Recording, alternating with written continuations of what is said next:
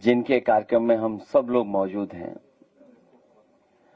जिनके सम्मान के कार्यक्रम में सभी हमारे साहित्यकार, कवि, वरिष्ठ मानव और बहुत जिम्मेदार लोग मैं देख रहा हूं सब उपस्थित हैं। हमारे पत्रकार साथी भी बड़ी संख्या में आज इस कार्यक्रम में शामिल हैं। मैं सबसे पहले आदरणीय उदय प्रताप सिंह जी को बहुत बहुत बधाई और शुभकामनाएं देना चाहता हूं।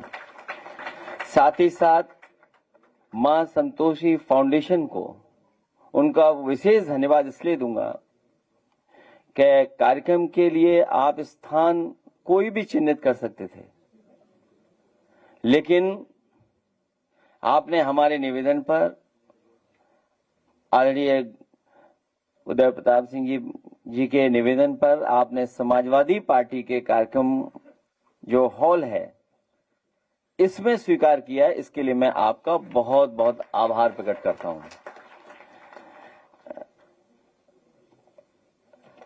हालांकि बहुत सारे साहित्यकार, हमारे वरिष्ठ कवियों ने बहुत महत्वपूर्ण बातें आदरणीय उदय प्रताप सिंह जी लेके ही हैं।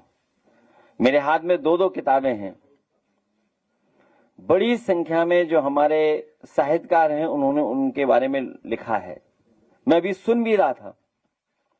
मैं सबकी भावनाओं से जुड़ता हुआ मैं यही कह सकता हूं कि देश के सबसे बड़े कवि अगर कोई आज हैं हिंदी साहित्य के, तो हमारे आपके बीच में बैठे हुए आदरणीय उदय प्रताप सिंह हैं। और कम कवि लोग होते हैं जिनकी कविताएं या लाइनें लोकसभा हो, विधानसभा हो, मंच हो, आयोजन हो या महफिलों में या कार्यक्रमों में कही जाती हों।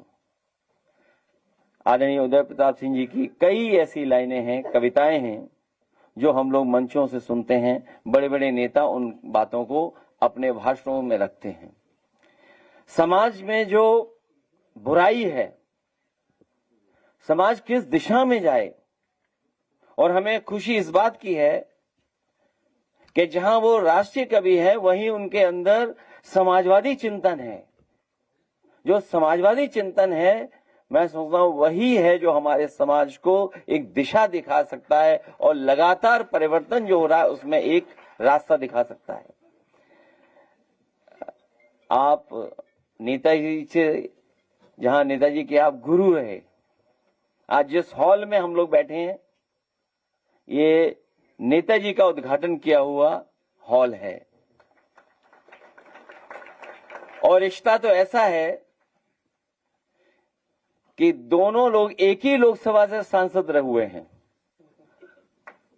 आप उनके टीचर थे, वो आपसे पढ़ते थे, और एक समय ऐसा भी आया कि आप ही ने उनके लिए सीट खाली कर दी और वो लोकसभा में आपकी जगह ही पहुंचे थे। और आज भी हम लोग जितने समाजवादी लोग हैं, आपकी कविताएं और जो कभी आपने गाने लिखे थे, जितने भी समाजवादी गाने नेताजी और हम लोगों के लिखे गए हैं, वो सभी गाने समाजवादी चिंतन को कैसे गीत के रूप में प्रस्तुत करें, वो हमारे आदरणीय उदय प्रताप सिंह ने कर दिखाया। एक समय पर जब मैं सरकार में था और उस समय लोकसभा का चुनाव होना था, और उस समय हमारे कई साथियों ने कहा कि गाने तो बहुत बने हैं, लेकिन अब लोकसभा का चुनाव होने जा रहा है, नेताजी का चुनाव होने जा रहा है, कोई नया गाना बनाया जाए। हम लोगों ने बहुत सोचा समझा, ढूंढे गाने। बाद में एक साथी ने सुझाव दिया कि एक अंग्रेजी का गाना है जिस सिंगर को ग्रैमी अवार्ड मिला, उनका गाना नॉमिनेट हुआ ग्रैमी अवार्ड के लिए, वो गाना हिंदी में करवाया जाए। जब मैंने सुना उस गाने को और कई अपने लिखने वालों को दिया गाना, तो जब उन्होंने लिख करके दिया तो शायद हम लोग सहमत नहीं थे कि वो गाना उस रूप में लिखा जा सकता था या लिख पाए वो। लेकिन जब वो गाना मैंने आदरणीय उदय प्रताप सिंह जी को दिया, वो अंग्रेजी का गाना, और वो गाना ऐसा है कि वो 150 नाम का केवल गाना है। जिन लोगों ने कभी वो गाना सुना होगा ओरिजिनल, वो पूरे इतिहास में जो घटनाएं हुई हैं, इतिहास में जो लीडर्स हुए हैं, केवल तारीखें और नाम हैं और वही गाना है। उस गाने को हिंदी में और समाजवादी गाने बनाने का काम अगर कोई कर सकता था, किया, तो वो हमारे आदरणीय उदय प्रताप सिंह थे, जिन्होंने we didn't start the fire जो ग्रैमी अवार्ड के नॉमिनेशन में गाना था, वो मन से मुलायम गाना उन्होंने बना करके दिया। मैं आदरणीय उदय प्रताप सिंह जी धन्यवाद देता हूं। जितने साहित्यकार कवि आए हैं उनका मैं बहुत बहुत आभारी हूं। हमारे समाजवादी साथी आए हैं, हालांकि उन्हें मैंने इस कार्यक्रम में शामिल कर लिया है। मन में कुछ और चल रहा है, उनके मन में ये चल रहा है कि हमारी बात पहुंच जाए, बस हमारी विधानसभा की बात पहुंच जाए। मैं सभी समाजवादी साथियों का धन्यवाद देता हूं। जो अतिथि आज आए हैं बुलाने में, उनका धन्यवाद देता हूं। मैं बहुत सारे वरिष्ठ कवियों का मैं नाम नहीं ले पा रहा हूं। मैं आदरणीय अस्थाना जी का और बहुत सारे लोग हैं जिनका नाम नहीं ले पा रहा हूं। मैं सबका आभारी हूं और भरोसा दिलाता हूं कि जिस तरीके से नेताजी ने कवियों को, साहित्यकारों को और जो वरिष्ठ लोग थे जिन्होंने समाज में कुछ न कुछ अच्छा काम किया, योगदान दिया है, यश भारती, जब कभी हम लोग को मौका मिलेगा तो उन्हें यश भारती कार्यक्रम और उसी तरीके से सम्मान देने का काम होगा। न केवल सम्मान, बल्कि जो सम्मान राशि दी जाती थी उसको भी दुगना कर करके हम लोग सम्मान देने का काम करेंगे। हमारे पत्रकार साथी हैं, अभी सवाल जवाब नहीं होगा। ये जब कार्यक्रम समाप्त हो जाएगा, आप सब वरिष्ठ लोग अंदर चले जाएंगे, फिर हम और आप लोग अपने सवाल जवाब करेंगे, क्योंकि आपके सवाल अलग तरह के हैं और हमारे जवाब भी अलग तरह के आएंगे। इसलिए मैं धन्यवाद देता हूं। बहुत सारे लोगों का बहुत बहुत बधाई और मां संतोषी फाउंडेशन के उन लोगों का विशेष धन्यवाद देता हूं जिनकी वजह से ये कार्यक्रम यहाँ संपन्न हो सका। और सबसे बड़ी बात है, इतने वरिष्ठ लोगों से मुझे मिलने का मौका मिल पाया। मैं सबका बहुत बहुत आभारी हूं। बहुत बहुत धन्यवाद। सेटल हो जाए भाई, क्योंकि बात अधूरी रह जाती है, बात हमारी आपकी नहीं होती, तो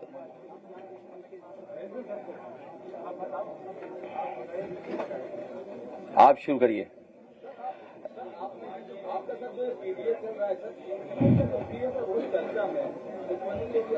बयान आया है कि पीछे पाकिस्तान भी हो सकता है, क्या कहें सर, इस तरह की बात आ रही है?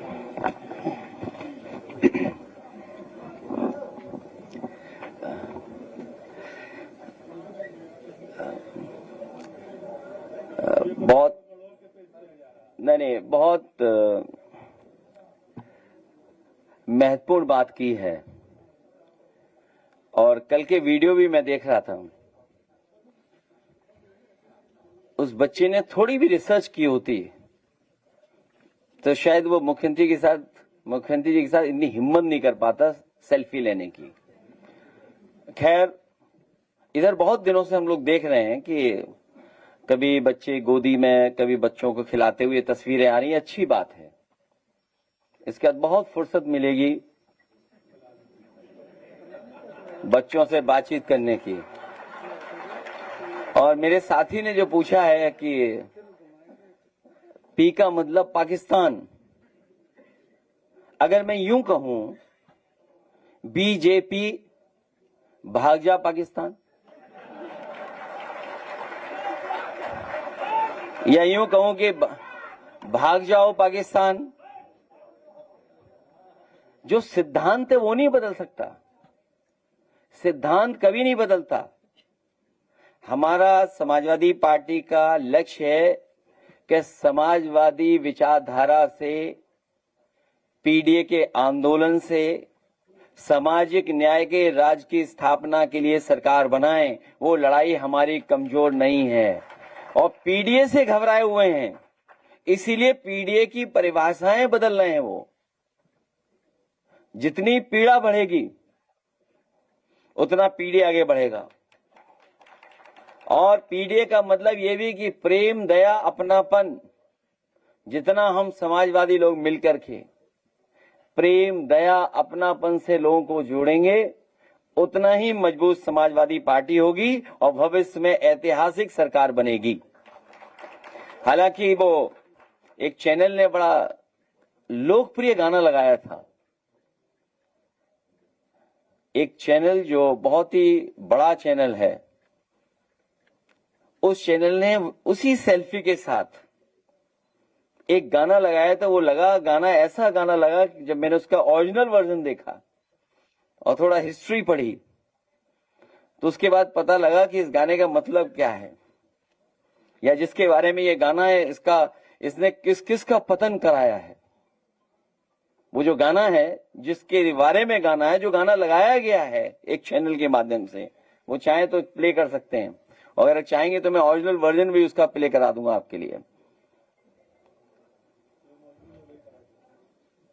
नहीं, वो गाना तब समझ में आएगा जब ओरिजिनल गाना सुनेंगे, वो आखिरी होगा।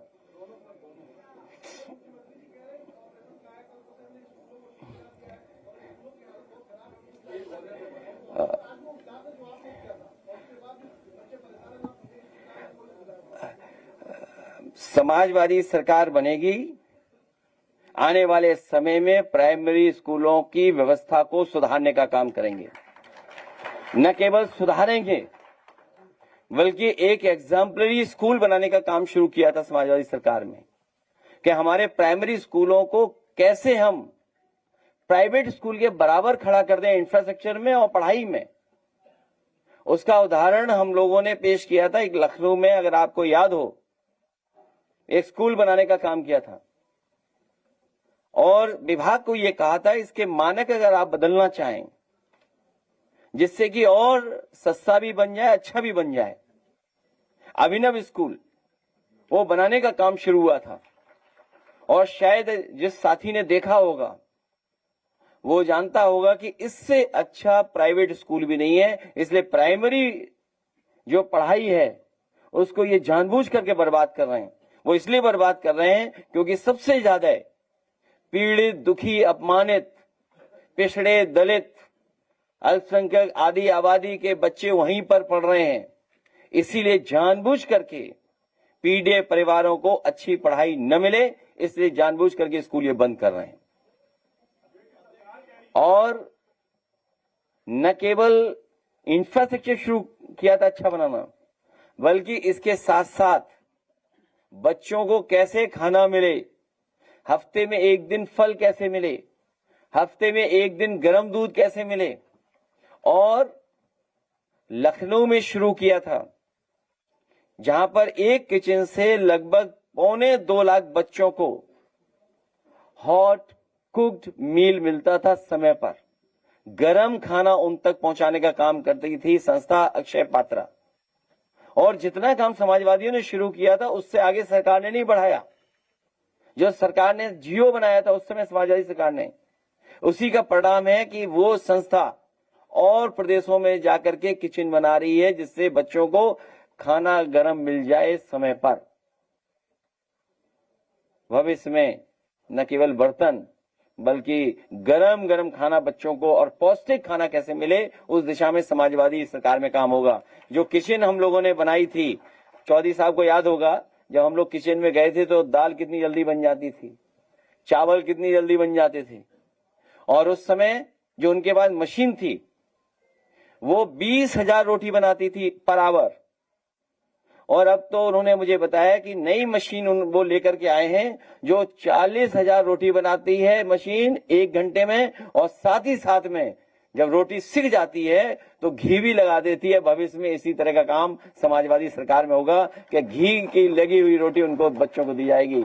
ये गिलास वही आपने देखा होगा जो समाजवादी सरकार में बांटा गया था। मुझे याद है जब टेंडर हो रहा था तो अधिकारी लोग मिलकर के वो पतली स्टेनलेस स्टील का ठेका करना चाहते थे, लेकिन उस समय हम लोगों ने तय किया था कि इतनी थिकनेस होगी तभी गिलास को स्वीकार किया जाएगा। तो बर्तन आज भी बच्चों के पास होंगे वही जो कभी समाजवादी सरकार ने दिए हैं।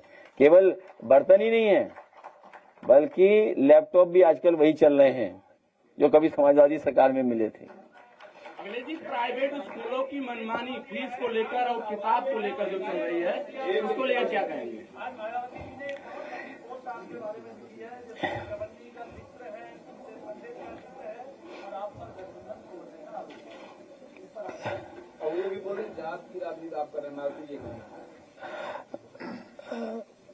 इधर सच बोलना भी गलत है।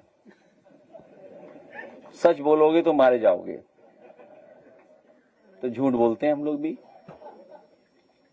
सच बोलना भी मुश्किल है आजकल, और इसलिए मुश्किल है कि हमारे प्रेस के साथियों को भी बहुत बड़े पैमाने पे वो मिल रहा है, क्या बोलते हैं, दाना। तो इसलिए सही गाना वो भी नहीं गा रहे। समाजवादी पार्टी कभी गठबंधन नहीं तोड़ती है। समाजवादी पार्टी जब साथ लेकर के चलती है तो साथ निभाती है, और हमेशा समाजवादियों ने साथ निभाया है। मैं तमाम दलों से कहूंगा जो समाजवादियों को घेर रहे हैं वो बीजेपी को घेरें। लड़ाई बीजेपी से है, सरकार बीजेपी की है, दिल्ली लखनऊ में बीजेपी की सरकार है। अब आप सोचिए चीनी कितनी महंगी हो गई, और तब महंगी हो गई जब त्योहार आ गया है, आपको मिठाई खरीदनी पड़ेगी। और एक हिसाब किताब लगाओ कि अगर आपका गुलाब जामुन कितना महंगा हो गया होगा, रसगुल्ला कितना महंगा हो गया होगा, बर्फी कितनी महंगी हो गई है, मिठाई महंगी हो गई, साबुन महंगा हो गया, तेल महंगा हो गया, खाने की हर चीज महंगी हो गई। और जो ऑफिशियल डेटा कहता है इन्फ्लेशन रेट, क्योंकि सामान्य भाषा में अगर हम वो कहें, या जो टेक्निकल वर्ड है, इन्फ्लेशन रेट कितना बढ़ गया सोचिए आप। आज हर चीज महंगी हो रही है, डीजल, पेट्रोल, सब कुछ महंगा। हमने तो कई बार कहा, और फिर कहता हूं कि अगर इथेनॉल मिलाना गाड़ी का माइलेज और मेंटेनेंस अच्छा करती है, तो जितनी भी कंपनियां हैं जो मिलवा रही हैं इथेनॉल, उन कंपनियों को बाकायदा ऐड देना चाहिए अखबारों में कि इथेनॉल मिलने के बाद गाड़ी का माइलेज अच्छा होगा, आपको मेंटेनेंस के लिए नहीं जाना पड़ेगा। तो सोचिए, मुनाफे की वजह से ये पेट्रोल में इथेनॉल मिलवा रहे हैं और मुनाफे के लिए चीनी महंगी कर रहे हैं। ये जेब में किसके जा रहा है पैसा, सवाल ये है।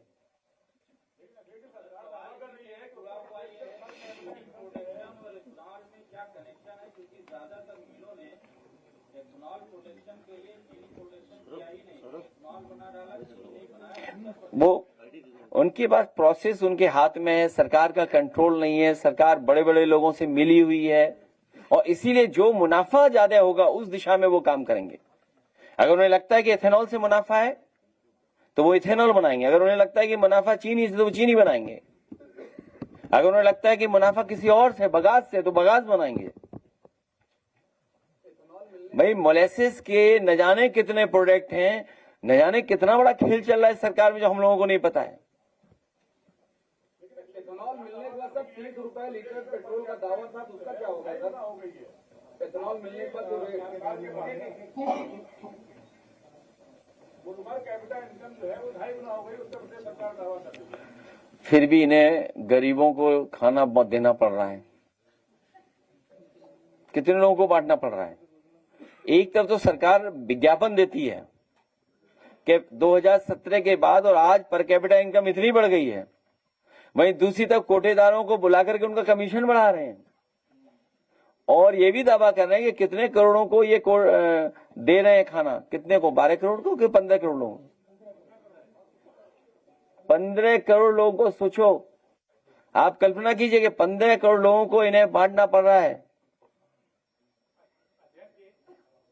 तो एक तरफ तो 15 करोड़ लोग गरीब हैं, तो ये सरकार बताए कि 15 करोड़ लोगों की पर कैपिटल इनकम क्या है। हमें मंत्रियों की पर कैपिटल इनकम नहीं जाननी है, उनके आसपास जो लोग हैं उनकी पर कैपिटल इनकम नहीं जाननी है। उनकी वजह से हो सकता है एवरेज हमारी आपकी भी वही बन जाए। तो जो लोग 15 करोड़ गरीब हैं उनकी पर कैपिटल इनकम क्या है, और मैं दावा करता हूं कोई भी पत्रकार साथी पूछेगा नहीं, और पूछेगा भी तो उसे जवाब नहीं मिलेगा। तो कितनी है पर कैपिटल इनकम उनकी?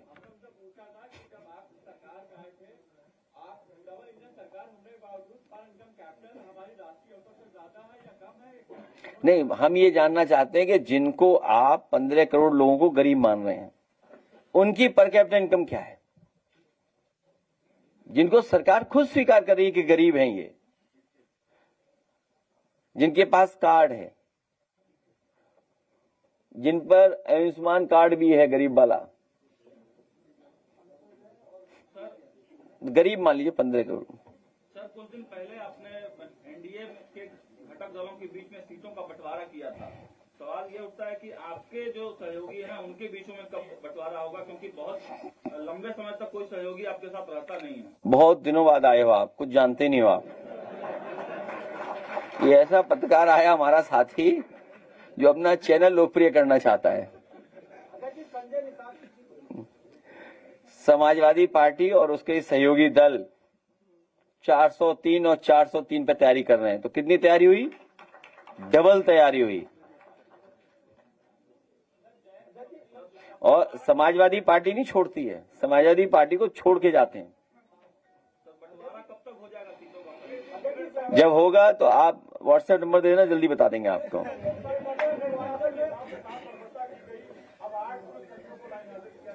देखिए, वो पुलिस की तरफ से अन्याय बड़े पैमाने पर है। एक दो हम लोगों को दिखाई दे रहा है, एक लंबी सूची है, और सवाल अन्याय का तो है ही है। इससे पहले भी वीडियो आपको याद होगा, जब न्याय दिलाने के लिए जनता निकल गई तो क्या व्यवहार था पुलिस का, क्या व्यवहार था उस समय पुलिस का, सोचिए। और सवाल सबसे बड़ा यह है कि जान करके और क्या क्या कहा गया कि आप गुर्जर समाज के हैं, आप दलित समाज के हैं, मेरी ऑफिस में कैसे आ गए आप न्याय मांगने? क्या आप कल्पना कर सकते हो कि एक अधिकारी का व्यवहार ऐसा होगा? और इसलिए मारेंगे क्योंकि वो किस पीड़ित समाज से आता है, इसलिए। और पीड़ित समाज को क्या नहीं फेस करना पड़ रहा है? उन्हीं की पार्टी के एक विधायिका अगर वो मंदिर जाती है तो उन्हें रोका जाता है।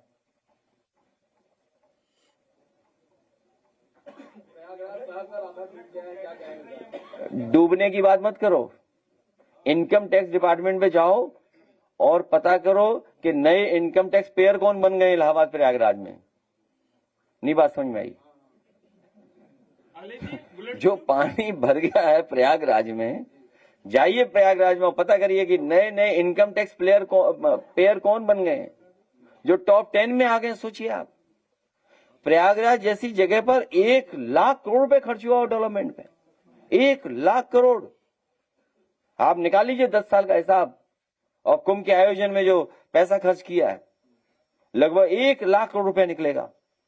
और उसके बाद हालत क्या है उस प्रयागराज की? हर गली मोहल्ले में पानी है, वहां तो है ही पानी। लखनऊ में देखो, लखनऊ में पानी भर गया। जिस बंदे की वजह से बाढ़ नहीं आनी चाहिए, आज वही बंदा परेशानी बन रहा है। बुलेट प्रूफ और बात किया जाता है। गोरखपुर में तो नाव चलनी है सड़क पर।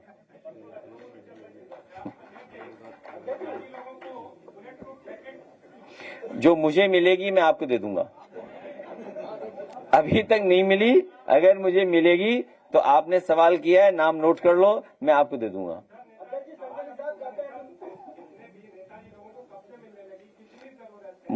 मुझे जानकारी नहीं है।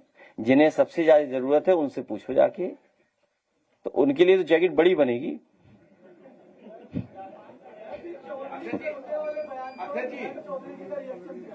क्या चीज? देखिए, ऐसा है, मैं कोई भी सच और हर्ट नहीं करना चाहता हूं। मुझे, आप भी वीडियो देख लो, और अगर मैंने गलत कहा हो तो मुझे गलत बोल देना। मैं चाहूंगा कि आप लोग वीडियो देख लें, इसलिए वीडियो आपके पास होगा, आपके पास होगा ना वीडियो, तो वीडियो आपको पता ही होगा कि क्या कहा गया है। आजकल मुश्किल ये है कि सच बोल दो तो नाराज हो जा रहे हैं लोग। हम तो ये कहेंगे कि जितने भी सहयोगी दल हैं भारतीय जनता पार्टी, उन सबको ज्यादा से ज्यादा सीटें दी जाए। अगर हमने किसी को 30 दी हैं तो उसको 3 गुना मिलनी चाहिए, 4 गुना मिलनी चाहिए। अब तो ठीक है। हम तो चाहते हैं कि भाई, अगर हमने कोई बात कह दी है तो बीजेपी के लोगों को कम से कम उनका सम्मान बनाना चाहिए और उन्हें 4 गुना सीट देनी चाहिए। तो 4 गुना कितनी हो गई? 30 के 4 गुना कितना हो गया? 120 सीटें मिलनी चाहिए उन्हें। और अगर 120 सीट नहीं दे तो इसका मतलब उनके समाज का आप अपमान कर रहे हो। चौधरी चरण सिंह जी का अपमान कर रहे हो आप, चौधरी अजीत सिंह जी का अपमान कर रहे हो। अगर उन्हें 120 सीटें नहीं मिल रही हैं तो आप उनका बहुत बड़ा अपमान कर रहे हैं और हम लोग निंदा करेंगे। उस समय निंदा प्रस्ताव पास करेंगे अगर 120 सीट नहीं मिलेंगी उन्हें तो। अब तो ठीक है। अध्यक्ष जी, पारा में एक घटना घट जाती है, उसके बाद घोषित समाज को उस घटना के क्रम पीछे जो है घोषित समाज को बड़ा परेशान किया जा रहा है। कहाँ पे? पारा में घटना घट गई पुलिस वालों के साथ, उसके बाद उनकी भैंसिया जो ये अच्छा, हाँ, एक घटना को देखते हुए उसके पीछे सारे समाज को परेशान किया जा रहा है, उनकी भैंसें उठा ली जा रही है। सुना है, हमारे कई साथियों ने बताया है कि बड़े पैमाने पर अन्याय हो रहा है और ये जगह जो चिन्हित की गई थी ये भारतीय जनता पार्टी की सरकार में चिन्हित हुई थी कि सभी जो डेयरी चलाने वाले लोग हैं उसी हिस्से में जाएंगे, उनको जगह दी जाएगी विभाग की तरफ से। उस इलाके में बड़े पैमाने पर भैंसें रह रही हैं जी, 400 भैंसें उठा ली गई हैं। अगर गिनती करोगे आप, हालांकि उस जगह को वो ये मानते थे कि लखनऊ का सबसे खराब इलाका है, यहां इनको बसा दो। लेकिन जब आगरा लखनऊ एक्सप्रेस वे बना तो आपके लखनऊ का एंट्री पॉइंट वही बन गया। तो जब आप लखनऊ इंटर करते हो तो बाईं तरफ आप देखोगे 10,000 भैंसें होंगी कम से कम वहां पर। तो जो सरकार गौमूत्र खरीद रही है, $1 ट्रिलियन इकोनॉमी के लिए गौमूत्र खरीदना चाहते हैं, कम से कम जो पशुपालन कर रहे हैं, जो लखनऊ को दूध दे रहे हैं, मान लीजिए अगर वो दूध देना बंद कर दें तो कितना नकली दूध आएगा, नकली पनीर आएगा। इसलिए सरकार को उनके प्रति संवेदना और उनके खिलाफ कार्रवाई नहीं करनी चाहिए, उन्हें अपमानित नहीं करना चाहिए। और समाजवादी सरकार आएगी तो बड़ी अच्छी पॉलिसी बना करके जो डेयरी का काम करना चाहते हैं, कभी कामधेनु योजना चलाई थी समाजवादी सरकार में, और बेहतर योजना चला करके जिससे कि जानवर और उनकी रख रखाव में और उनके कारोबार में और व्यापार में लाभ हो, उस दिशा में हम लोग काम करेंगे। और कल ही हम जैपनीज एम्बेसडर से मिले तो वो कह रहे थे कि बगास का और बायोगैस के प्लांट बन रहे हैं आजकल। ये सरकार तो जाने वाली है, अब ये कुछ नहीं करेगी, आने वाली सरकार करेगी। चीनी के कभी जो है ये नहीं करता रही है कि केंद्र सरकार का कभी कोई दूरदर्शी विजन करता ही नहीं, क्योंकि गन्ने का पूरा इस्तेमाल तो इन्होंने नहीं कर दिया, अब जो है आयात कर रहे हैं और पेट्रोल का रेट कम नहीं हो। मोटी मोटी बात आपके लिए कि भारतीय जनता पार्टी बड़े लोगों को लाभ पहुंचाने के लिए फैसला लेती है। कोई भी पॉलिसी बनाएंगे कि बड़े लोगों को लाभ कैसे मिले, कैसे पहुंचे, उस दिशा में काम करते हैं। जब उन्हें पता है कि त्योहार आने वाले हैं, सबसे ज्यादा बिक्री चीनी की होगी, उसी समय अपने लोगों को लाभ पहुंचाने के लिए फैसला लिया सरकार ने।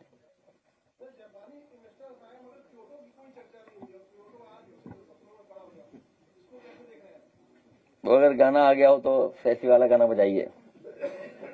जयंत चौधरी जी को 3 गुना सीट देके आप बुलाएंगे सर? तो हमसे क्यों पूछ रहे हो? व्हाट्सएप से लेकर एक सवाल। हमारा जो गठबंधन है वही रहेगा, जो हमारा गठबंधन है वही रहेगा।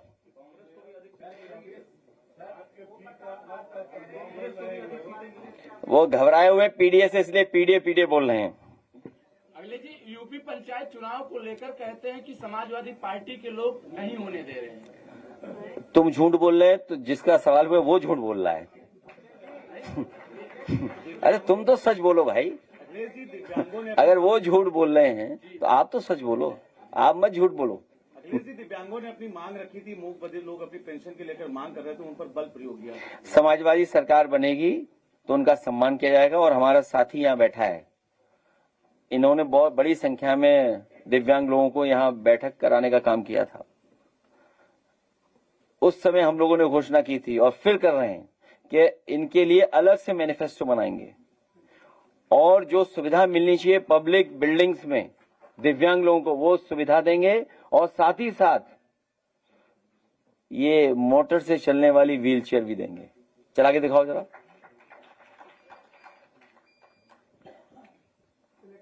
इलेक्ट्रिक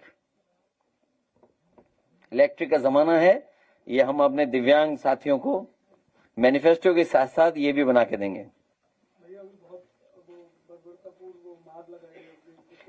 आप वोट डाल करके इनको हराइए, अब समय नहीं है। ज्ञानेश कुमार लखनऊ में आ रहे हैं और सुनने में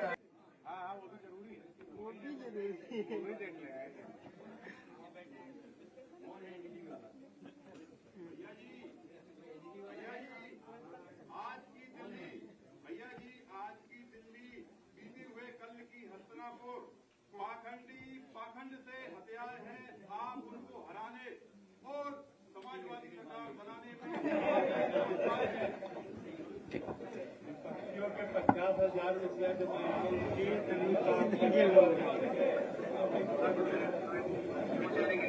देखिए, आपको याद होना चाहिए और हमारे बहुत सारे साथियों को याद होगा, जिस समय समाजवादी पार्टी ने 40,000 रुपए का ऐलान किया था, उस समय याद कीजिए भारतीय जनता पार्टी का तर्क क्या था। वो कहते थे कि 40,000 रुपए आएगा कहां से, बजट कहां है इतना, ये हवाई है। उनके स्टेटमेंट देखिए आप। और आज खुद कह रहे हैं कि हम 50,000 रुपए देंगे, लेकिन वोट लेने के लिए पहले कुछ देंगे, बाद में देंगे कि नहीं देंगे पता नहीं। और आप महाराष्ट्र का पता कर लीजिए, जिन्हें देने का वादा किया था बड़ी संख्या में काट दिया उन्होंने नाम उनके, और यहां तक था कि एफआईआर दर्ज कराने की तैयारी थी। बिहार में दोबारा नहीं मिला पैसा। और अगर हम जब कह रहे थे 40,000, अभी विज्ञापन आपने देखा होगा बंगाल का, उन्होंने कहा कि उनकी सरकार ने कहा कि 3,000 रुपया महीना देंगे हम। तो बताओ समाजवादी पार्टी क्यों नहीं दे सकती उत्तर प्रदेश में? पहले ही दे रही थी समाजवादी पार्टी। और इसलिए हमने कहा 40,000 के 3,000 गुणा 12 36,000, और भारतीय जनता पार्टी ने 10 साल नहीं दिया उसका इंटरेस्ट 4,000, तो कितना हुआ? तो 40,000 गरीब महिलाओं को देने का काम करेंगे हम लोग। सरकार गौमूत्र खरीदने की बात कर रही है और आपकी पार्टी के कुछ कार्यकर्ता जब अभी कुछ दिन पहले गौमूत्र बेचने गए तो उनको पुलिस ने उठा के इको गार्डन में। हमारे पार्टी कार्यालय में 200 लीटर रखा है, हम आपको दे देंगे। और आप बताओ कहां से पैसा मिलेगा? कहां है? किसी पर है कट्टी रखी है? रखी है नहीं रखी हुई है, हैं? रखी हुई है। हम क्या तो आप सोचो, अब सरकार क्या कह रही, देखिए ये आप समझ नहीं रहे बात को। ये झांसा दे रहे हैं, क्या कह रहे हैं? मित्र बनाएंगे। क्या योजना का नाम है? क्या नाम है? कुछ योजना बनाई कि मित्र बनाएंगे। क्या मित्र बनाएंगे? वो इस स्कीम को चलाने के लिए एक मित्र बनाया जाएगा। हाँ, गौ मित्र योजना। सोचिए आप। अब आप सोचिए, ये चाल है उनकी पैसे देने की, बांटने की, पैसे की। इसलिए सावधान रहिए इन सब भाजपाइयों से। भाजपा के राष्ट्रीय महामंत्री ने कहा कि उत्तर प्रदेश हम हार रहे हैं, उसका पद ही चला गया। तो सही कहा उसने। आजकल सही नहीं कहिए आप, सही कहने वाले परेशानी में आते हैं। और आप भी अगर सच दिखा दोगे तो आपके खिलाफ भी एफआईआर हो जाएगी। अगर आपने किसी प्राइमरी स्कूल की वीडियो बना दी कि वहां जर्जर है, बाथरूम नहीं है, शौचालय नहीं है, व्यवस्था नहीं है, तो सरकार क्या करेगी? आपके ऊपर एफआईआर दर्ज करेगी आपके ऊपर। अखिलेश जी, जब भी ऐसा कोई वीडियो हम लोग इंस्टाग्राम पे या फेसबुक पे लगा रहे हैं तो अनअवेलेबल इन इंडिया चला जा रहा है। आपकी भी मैं कोई वीडियो लगाती हूँ तो अनअवेलेबल इन इंडिया चला जाता है, और अगर उस पे इंडिया गठबंधन का नाम है या अखिलेश यादव लिखा हुआ है तो वो तो पक्का जाएगा मेरी पोस्ट देख लीजिए, जो बहुत सारी पोस्ट है जिस पे अनअवेलेबल इन इंडिया चला गया है। ये कंट्रोल, ये कोई नई चीज नहीं है। इस पे हम लोगों ने कई बार अपनी पार्टी के बीच में भी कहा कि इनके पास नेटवर्क स्लो करने की और जो बड़ी बड़ी मल्टीनेशनल कंपनियां हैं उनसे इनके तार जुड़े हुए हैं, और वो इसलिए कर रहे हैं कि उन्हें भी लाभ चाहिए, लाभ मिलना है उनको भी, तो उन्हें किसी न किसी रूप में लाभ देने की तैयारी हो रही होगी। जो बड़ी कंपनियां हैं उन्हें लाभ दे रही हैं, जो कंपनी रन कर रही हैं इनको। सुना है कि सरकार के खिलाफ जितना भी जेनजी ने या और बच्चों ने जो कंटेंट डाला था वो सब साफ हो गया, डिलीट हो गया। तो कौन डिलीट कर रहा है? कोई मल्टीनेशनल कंपनी ही होगी, वही डिलीट कर रही होगी, और उस पर दबाव होगा, कोई ना कोई दबाव ऐसा होगा। क्योंकि कंपनियों के नाम नहीं ले सकते, लेकिन वो कंपनियां कहीं ना कहीं जुड़ी हैं, या उनके हेड जो लोग हैं वो किसी न किसी विचारधारा से जुड़े लोग हैं। तो ये ठीक कैसे होगा? मतलब आप समाजवादी पार्टी के साइकिल चुनाव चिन्ह पे वोट डाल देना। 27 चुनाव से पहले असदुद्दीन ओवैसी ने एंट्री कर दी और गठबंधन को लेकर जोर दे रहे लगातार। वो इसलिए आ रहे हैं तैयारी के लिए, चुनाव की तैयारी के लिए। जेनजी तो बहाना है, अधिकारियों को निर्देश देने आ रहे होंगे, आप देख लेना, आपको तो सब पता लग जाएगा। जेनजी तो बहाना है, लेकिन कोई न कोई ऐसी तैयारी करने आ रहे होंगे जिससे विपक्षी दल परेशान हो। याद कीजिए, इसी जगह पर हम लोगों ने कई बार बाई इलेक्शन में जो बेईमानी हुई उसके बारे में कहा था, आपको सब पता है। हमारे जो चुनाव आयोग के काम देखते हैं वो बैठे हुए होंगे। कई सुधार तब हुए जब हम लोगों ने शिकायत की है, उसके बाद सुधार हो गया, और कई ऐसी शिकायतें जिस पर कोई कार्रवाई नहीं हुई। इसी जगह पर याद कीजिए नंदलाल निषाद आए थे। आप, मैं पत्रकार साथियों से कहूंगा कि केवल एक या दो जो हम लोगों ने उदाहरण यहां पेश किए थे, नंदलाल निषाद और सोयनगर का एक कार्यकर्ता जिसके फर्जी दस्तखत करा करके इन्होंने बड़े पैमाने पर वोट डिलीट कराने का काम किया था। जबकि संजय निषाद, वो संजय कह रहा हूं, वो नंदलाल निषाद, वो दस्तखत ही नहीं करना जानता है, वो मजदूर है, और उसके फर्जी दस्तखत किए थे। अगले जी 2027 में किस आधार पर टिकट बांटे जाएंगे? नहीं, बहुत अच्छा सवाल है। इंटरनेट है आपके पास? इंटरनेट है ना? चैट जीपीटी पे देखो। किसी भी विधानसभा, तुम किसी विधानसभा की चाहते हो बताओ। नहीं नहीं, अरे क्या वादों को दिया जाता है टिकट? किसको दिया जाता है? 3-3 टिकट, एक घर में 2-2, 3-3 टिकट। देखिए, कभी कभी आपको ये भी सोचना है कि पर्यावरणवाद से लाभ क्या होता है। अभी लोकसभा में सुनने में आ रहा था कि सांसद तोड़े जा रहे हैं। जो काम भारतीय जनता पार्टी चुनाव से पहले करना चाहती थी, संविधान को बदलना, लेकिन देश की जनता ने मतदान कर करके उन्हें हरा दिया। और उत्तर प्रदेश में सबसे बड़ी भूमिका समाजवादियों की और उत्तर प्रदेश की जनता की रही। कई दल टूट गए। कभी सोचा आपने समाजवादी पार्टी क्यों नहीं टूटी? क्योंकि उसमें 5 सांसद एक ही परिवार के थे,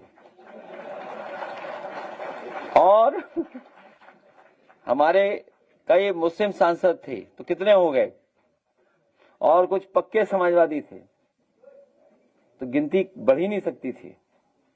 तो कभी कभी परिवारवाद का लाभ भी होता है, ये भी बता रहा हूं मैं आपको। नहीं, कभी नहीं कोशिश हुई, कभी कोशिश नहीं हुई। क्या चीज? नहीं, पहले तो कैसे ये इंपीरियल पावर को बर्बाद कर दिया था, कैसे राजा को कैसे बर्बाद कर दिया था। अगले जी एक सवाल है, तो अब जाए नहीं? एक सवाल लास्ट तो लास्ट मान ले तुम्हारा। ठीक है, तब हम बस्ती से आए हुए हैं सर, और मेरे हाथों में एक चिट्ठी है। मैं समझ गया, जो अभी कुछ देर पहले तुमने कहा था बहुत परेशानी में ढूंढ रही है पुलिस तुम्हें। नहीं, मैं और आज मैं एक यूट्यूबर पत्रकार हूँ, लेकिन सवाल ये चीज है कि कड़वा सवाल करने पर अधिकारी हो या कोई नेता जी वो क्यों पीछे पड़ जाते हैं, ये क्यों जान लेने के लिए तुल जाते हैं, ये सवाल है। देखिए, दुख इस बात का भी है कि जिस समय किसान को सबसे ज्यादा खाद की जरूरत है, पता कोई भी राष्ट्रीय चैनल खाद के बारे में चर्चा कर रहा है? जो बाजार में महंगाई बढ़ गई है उस पर बताओ कोई चर्चा कर रहा है? अगर आप साथी या आप में से बहुत सारे साथी जो केवल सच दिखाना चाहते थे कि स्कूलों की हालत क्या है, सरकार ने क्या किया उनके साथ? पाबंदी लगा दी। हालांकि दूसरे प्रदेश में सरकार तो एक ही पार्टी की है। अगर नई पीढ़ी के बच्चे केवल स्कूल देखने जा रहे हो कि वहां व्यवस्था क्या बनाई है सरकार ने, तो सोचो भारतीय जनता पार्टी के गुंडों ने क्या व्यवहार किया उनके साथ। जो लोग दूसरों को गुंडा बोलते हैं वो कितने बड़े गुंडे निकले, सोचिए आप। ये हमें आपको डराना चाहते हैं। 2 दिन मुझे बैठाया भी गया था थाने में। कहाँ थाने में बैठाया गया था? आप भी साइकिल को वोट दीजिए। जितने भी पीड़ित, दुखी, अपमानित लोग हैं उन सबसे हमारी अपील और निवेदन है कि पीडीए की मदद करें। हम एक ही सूत्र से बंधे हुए लोग हैं, हम और आप। मौलाना कॉलेज हसन मेडिकल कॉलेज 2015 में आपकी सरकार में बना था सहारनपुर में, लेकिन अब उसकी हालत बहुत दयनीय है। देखिए, बहस उस बात की है ही नहीं। क्यों उलझना चाहते हो आप? आज बताओ, आपके हाथ में खेती बाड़ी, कैसे किसान खुशहाल हो ये बताओ आप। आपको नौकरी रोजगार चाहिए आपको। और जो बदलते हुए समय पे जहां एआई, इंटरनेट, टेक्नोलॉजी इतनी फास्ट मूव कर रही है, नई पीढ़ी क्या सोच रही है, नई पीढ़ी की उम्मीद क्या है, नई पीढ़ी के एस्पिरेशंस क्या है, अगर हम उस पर काम नहीं करेंगे। भाई अभी आपने आंदोलन देखा, बच्चे पढ़ाई के लिए, नौकरी रोजगार के लिए निकल करके आए। बड़ी परीक्षा चाहिए, एग्जामिनेशन हो, आपकी शिक्षा परीक्षा क्यों बर्बाद हो रही है? क्या कारण है कि सरकारी नौकरी नहीं दे रही लोग? तो ये सवाल बड़े हैं। भारतीय जनता पार्टी हमेशा उलझाना चाहती है दूसरे मुद्दों पर, और अगर आप बुनियादी सवालों को सवाल करोगे, उनके जाल में नहीं फंसोगे, तो आपको कहा जाएगा आप भी चुप हैं। सर, अब जेनजी आउटरीच प्रोग्राम शुरू करने की बात हो रही है, जब आंदोलन हो गया उसके बाद। नई पीढ़ी की जो एस्पिरेशन है, आपको उसके हिसाब से काम करना पड़ेगा। अगर आप टेक्नोलॉजी को नहीं समझते हैं, और टेक्नोलॉजी बदल रही है, जॉब्स, नौकरी, पढ़ाई, सब कुछ बदल रहा है, खेती बाड़ी बदल रही है, आप टेक्नोलॉजी का इस्तेमाल एग्रीकल्चर में क्यों नहीं कर रहे हैं? आप हमारे किसानों के लिए एआई का इस्तेमाल क्यों नहीं कर रहे हैं आप? अब आप देखिए मेडिकल निग्लिजेंस कितना हो रहा है आपके पास। मैं उसकी प्रेस करूंगा बहुत जल्दी मेडिकल निग्लिजेंस पे, और मैंने पूरे यूपी के केसेस निकाल लिए पिछले 10 साल में, जो मैं निकाल सकता था। उसी दिन एक व्यक्ति यहां आया था, याद कीजिए आप, सोचिए, पेट के दर्द के लिए एडमिट हुआ वो, और डॉक्टर ने उसका हाथ काट दिया। बताओ, पेट दर्द के लिए आप एडमिट हो और आपका हाथ काट दे डॉक्टर अस्पताल में। केवल एक घटना नहीं है, याद कीजिए, जिंदा आदमी को पोस्टमार्टम में ले गए थे, वो तो होश आ गया, वो निकल के भाग गया। ये हो रहा है इस स्टेट में। सोचिए आप, कितने लोगों की जान जा रही मेडिकल निग्लिजेंस से। कह रहे हैं कि हम मेडिकल कॉलेज बना रहे हैं। अरे मेडिकल कॉलेज बना रहे हो, कैसे डॉक्टर दे रहे हो आप? और आप पता करना जाकर के, कई अस्पतालों में, मेडिकल कॉलेज में, इसी हॉल में मैंने कहा था कि एक ही इंस्टीट्यूशन के सब भर्ती हो गए। सोचिए, एक ही इंस्टीट्यूशन के सब भर्ती हो गए, एक ही डिस्ट्रिक्ट के सब भर्ती हो गए, बिना ट्रेनिंग करे हुए स्टाफ आया हुआ है। सोचिए आप, तो अब वीगो लगाओगे तो आपका हाथ जाएगा, जब वीगो ही लगाना नहीं जानते। सोचो आप, उसी की वजह से उसका हाथ चला गया। सोचिए आप, ये एक घटना नहीं है, न जाने कितनी घटनाएं हो रही है लगातार। तो आप अच्छे डॉक्टर नहीं देना, अच्छे इंजीनियर नहीं बना पा रहे। किस दिशा में ले जा रहे हो आप? आपने पार्क बनाया, अपना पानी भर गया उसमें, कितने 100 करोड़ का नुकसान हुआ बताओ आप। बताओ, जो आप पानी निकालने की व्यवस्था नहीं कर पा रहे, बताइए आप।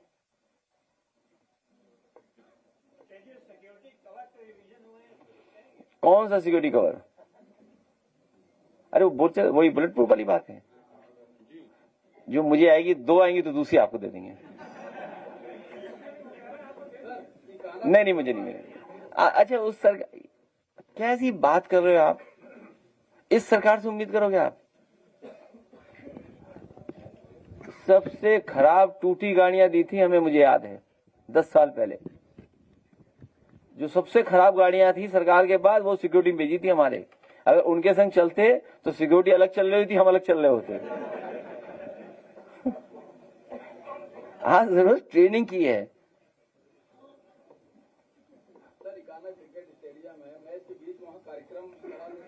तो अच्छी बात है, ये आयोजन के लिए उनके पास कोई जगह नहीं है। और मुझे खुशी है कि नाम बदलने के बाद भी लोगों को नाम याद नहीं है किसके नाम पे स्टेडियम है, किसके नाम पे स्टेडियम।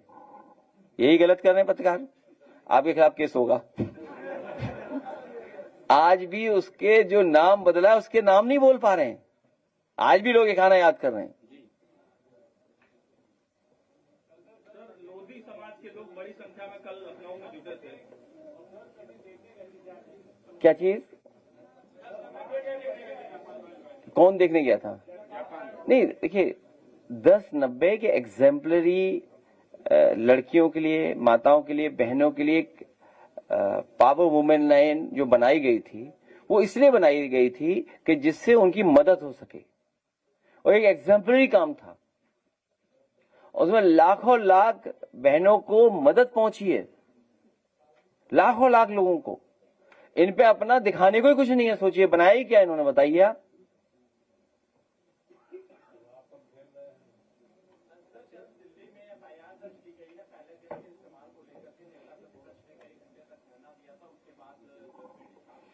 और भी FIR भी आधी अधूरी अज्ञात। अरे IPS का नाम डलना चाहिए था ना, किसके नेतृत्व में चल रही थी बंदूकें? कल लोधी समाज मेडिकल कॉलेज बने थे यूपी में मायावती की सरकार में, उनमें SC/ST वेलफेयर का फंड लगा था और 70% आरक्षण था SC बच्चों का। और अभी असीम अरुण जी और सरकार की लचर और इलाहाबादी के कारण उनका आरक्षण खत्म कर दिया। तुम ये कह रहे हो कि वो बहुत अच्छा काम कर रहे हैं जिनका नाम ले रहे हो तुम? अच्छा कर रहे होते तो क्यों सर? उनकी विधायक मंदिर नहीं जा पा रही, आप सोच लीजिए आप। और क्या सरकार से उम्मीद करोगे आप? उनकी विधायक के साथ क्या व्यवहार हुआ सोचिए, आपको नहीं पता?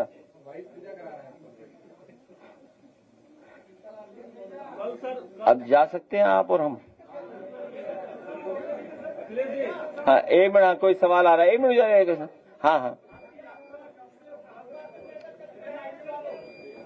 देखिए, ये समाजवादी पार्टी अपनी तैयारी कर रही है।